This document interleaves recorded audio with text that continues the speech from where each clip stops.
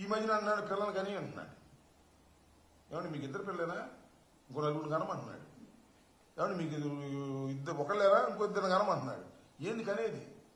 హాస్పిటల్కి వెళ్తే ఎంత అవుతుంది? పిల్లల ఫీజులు ఎంత అవుతున్నాయి?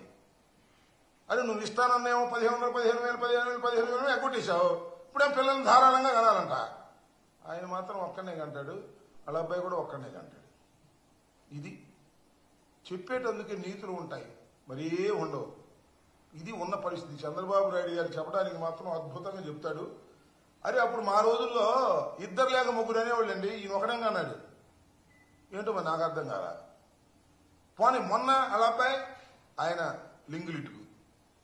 దేశంలో మాత్రం అందరు కనాలి. ఒక్కొక్క పురుడికి ఒక్కొక్క కాన్పుకి ₹1,00,000, 60,000, 70,000, ₹1,00,000 అవుతుంది పేదోడికి. డబ్బులున్నోడికి కంటే కంటాడు.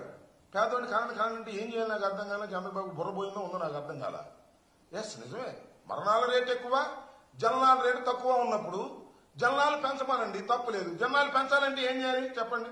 అయ్యా మీరు ఇద్దరు తప్ప మూడో వాడిని కంటే ఆ ఖర్చు మేము పెట్టుకుంటామని చెప్పండి. ఏది హాస్పిటల్ ఖర్చు కూడా లేదు. మీ పిల్లల్ని చదివిస్తున్నాం, నీకు 15,000, నీకు 15,000, నీకు 15,000 అని అందరు 15,000 ఇవ్వు.